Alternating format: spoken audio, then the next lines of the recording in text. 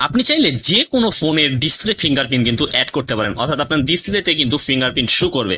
অর্থাৎ আপনি একবার জাস্ট প্রেস করবেন এই ডিসপ্লেতে, ওই ডিসপ্লেতে প্রেস করার সাথে সাথে কিন্তু আপনার ফোনটাকে আনলক হয়ে যাবে, অর্থাৎ ডিসপ্লে ফিঙ্গারপ্রিন্টটা কিন্তু এনাবেল হয়ে যাবে। মূলত এই ডিসপ্লে ফিঙ্গারপ্রিন্টটা যদি অ্যাড করতে চান, সেই জন্য আপনাকে যেটা করতে হবে সেটা হচ্ছে প্রথমে আপনাকে একটা লক দিতে হবে, যে কোনো লক।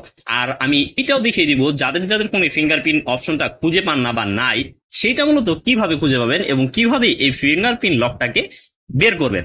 আমি যদি ফিঙ্গারপ্রিন্ট অ্যাড করতে চাই, সেই জন্য আমাকে চলে যেতে হবে সেটিংস নামের যে অপশনটা রয়েছে, সেই সেটিংস নামের অপশনটাতে যাওয়ার পর এখান থেকে অনেকগুলো অপশন দেখতে পারবেন। এখান থেকে স্ক্রল ডাউন করবেন, স্ক্রল ডাউন করতে করতে নিচে দেখতে পারবেন fingerprint face data and screen lock. এখন কথা হচ্ছে যাদের এই অপশনটি নেই তারা কিভাবে মূলত এই অপশনটাকে পাবেন। আমি দেখিয়ে দিব মূলত যাদের এই অপশনটি নেই তারা মূলত কিভাবে অপশনটি পাবেন, এটা ভিডিও শেষে দেখিয়ে দিব।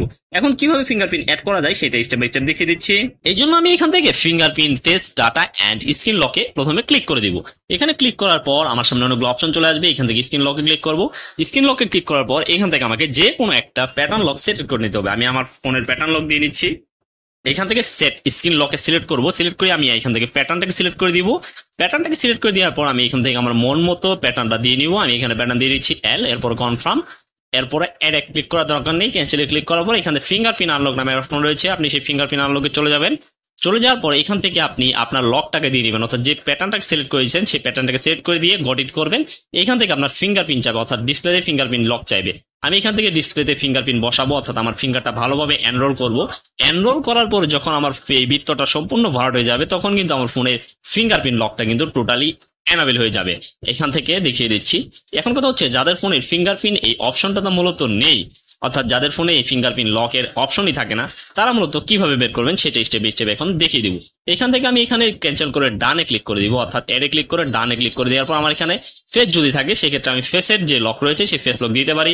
এখান থেকে আমি ব্যাক করব। ব্যাক করে এখান থেকে দেখতে পারবেন স্ক্রল ডাউন করবেন, উপরে দেখতে পারবেন সার্চ সেটিংস নামে একটা অপশন রয়েছে, আপনি সেই সার্চ সেটিংসে ক্লিক করে দিবেন। যাদের মূলত এই ফিঙ্গারপ্রিন্ট অপশনটি নেই তারা এই কাজটি করবেন। ফিঙ্গারপ্রিন্ট লিখবেন এখানে, অর্থাৎ এই সার্চ বক্সে লিখবেন ফিঙ্গারপ্রিন্ট। ফিঙ্গারপ্রিন্ট লেখার পর এখান থেকে দেখতে পাবেন ফিঙ্গারপ্রিন্ট আনলক এবং ফিঙ্গারপ্রিন্ট লক, এই নামে অপশনগুলো দেখতে পাবেন। আপনি জাস্ট ফিঙ্গারপ্রিন্টে ক্লিক করে যেভাবে প্যাটার্ন অ্যাড করেছিলেন সেভাবে প্যাটার্ন অ্যাড করে আপনি আপনার ফোনের ইন ডিসপ্লে ফিঙ্গারপ্রিন্ট লকটা কিন্তু অ্যাড করতে পারবেন। সো ভিডিও দেখে ভালো লেগে থাকলে অবশ্যই চ্যানেলটি সাবস্ক্রাইব করে রাখবেন।